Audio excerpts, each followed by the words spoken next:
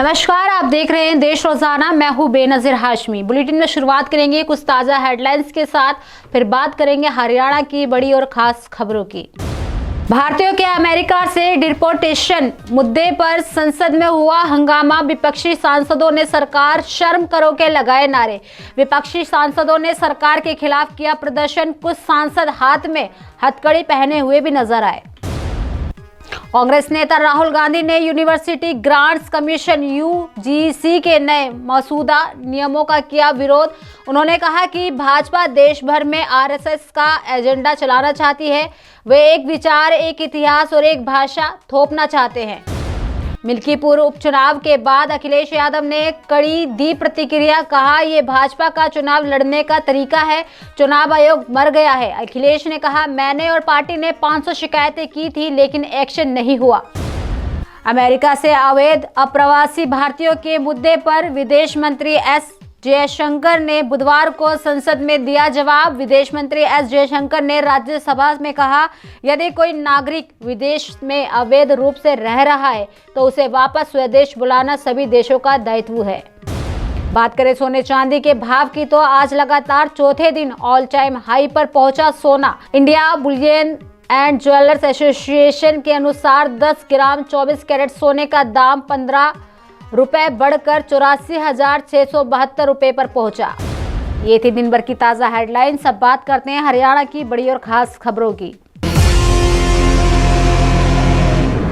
प्रयागराज महाकुंभ का आज 25वां दिन रहा। दरअसल केंद्रीय मंत्री श्रीपद नाइक, हरियाणा के सीएम नायब सिंह सैनी समेत 7 से अधिक वीवीआईपी मूवमेंट आज महाकुंभ पहुंचे, जहां उन्होंने आस्था की डुबकी लगाई। आपको बता दें कि राजनेताओं के आने से संगम में नावों के संचालन पर रोक लगा दी गई। आपको ये भी बता दें कि महाकुंभ में एक बार फिर से भीड़ बढ़ गई। दोपहर होते होते संगम जाने वाले सभी रास्ते श्रद्धालुओं से भर गए और आसपास के जिले और प्रयागराज शहर के लोग परिवार के साथ महाकुंभ पहुंचने लगे। साथ में बताते चले कि 13 जनवरी से अब तक 40 करोड़ श्रद्धालु स्नान कर चुके हैं। हरियाणा भाजपा के प्रदेश अध्यक्ष मोहन लाल बडोली के विरुद्ध दुष्कर्म के मामले में शिकायतकर्ता लड़की और सोनीपत के अमित बिंदल के खिलाफ मामला दर्ज किया गया है। दरअसल सोनीपत में नौकरी करने वाली दिल्ली की महिला द्वारा कसौली में लगाए गए दुष्कर्म के आरोप पर हरियाणा भाजपा के अध्यक्ष मोहनलाल बडोली ने चुप्पी तोड़ी है।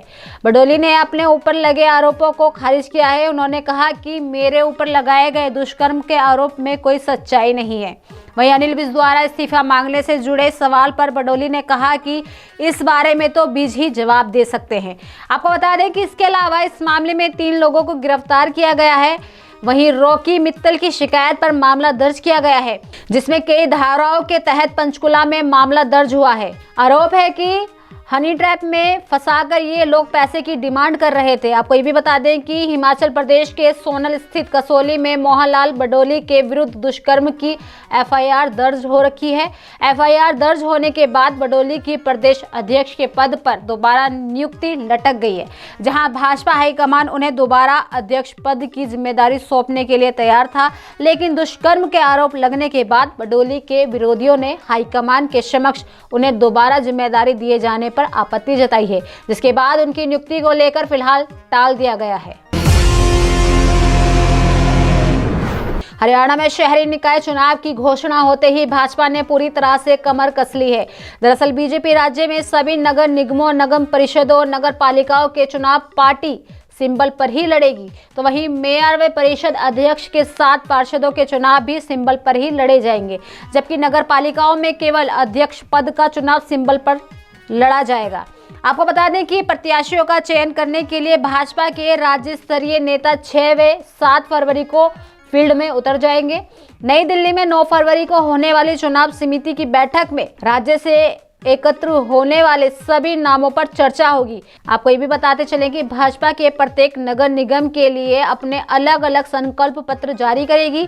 पंचकुला स्थित भाजपा मुख्यालय में कोर कमेटी की बैठक के दौरान शहरी निकाय चुनाव की रणनीति को अंतिम रूप दिया जाएगा। बैठक में केंद्रीय मंत्री मनोहर लाल और भाजपा प्रभारी डॉक्टर सतीश पूनिया विशेष रूप से शामिल हुए। वहीं मुख्यमंत्री नायब सिंह सैनी, पार्टी के प्रदेश अध्यक्ष मोहनलाल बडोली और प्रदेश संगठन मंत्री फणींद्रनाथ शर्मा ने सीएम आवास पर हुई जिला प्रधानों व जिला प्रभारियों की बैठक के बिंदुओं पर चर्चा की।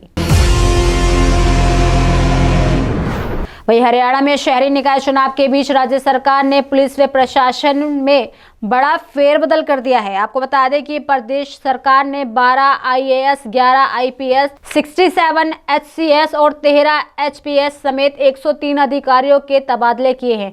तो वहीं राज्य ने विभिन्न जिलों में तैनात विवादित अधिकारियों को भी बदल दिया है। बताते चले कि भारतीय जनता पार्टी की राज्यसभा सदस्य किरण चौधरी का फोन नहीं उठाने वाले वाड़दा के एसडीएम सुरेश कुमार को सरकार ने हटा दिया है, जबकि बिजली, परिवहन और श्रम मंत्री अनिल विज के गृह जिले अंबाला में तैनात अधिकारियों के तबादलों का सिलसिला नई लिस्ट में भी जारी रखा गया है। अब राज्य सरकार ने अंबाला की एएसपी सृष्टि गुप्ता और एचसीएस अधिकारी वीरेंद्र सिंह शहरावत के तबादला आदेश जारी कर दिए हैं। एचसीएस अधिकारियों में लोक निर्माण विभाग के विशेष सचिव और शिवालिक विकास एजेंसी अंबाला के मुख्य कार्यकारी अधिकारी वीरेंद्र सिंह शहरावत को अतिरिक्त श्रम आयुक्त और हरियाणा व्यापारी कल्याण बोर्ड का सचिव नियुक्त किया गया है। अंबाला के मंडलायुक्त फूलचंद मीणा को रोहतक का मंडलायुक्त लगाया गया है। आईएएस अंशन सिंह अंबाला के नए मंडलायुक्त होंगे। उपमंडल अधिकारी अंबाला कैंट और आबकारी क्षेत्र अंबाला कैंट में सरकारी भूमि के प्रबंधन के लिए संपदा अधिकारी सत्येंद्र सिवाज को जिला नगर आयुक्त कुरुक्षेत्र में लगाया गया है। अमेरिका में अवैध तरीके से घुसे 104 भारतीयों की वतन वापसी हो गई है। बुधवार को अमेरिकी सेना का विमान इन भारतीयों को लेकर अमृतसर पहुंचा। दरअसल इनमें 33 लोग हरियाणा के हैं, जिनमें सबसे ज्यादा 11 लोग कैथल जिले के बताए जा रहे हैं। हरियाणा के इन लोगों में 7 ऐसे हैं जिनकी उम्र 20 साल से कम है।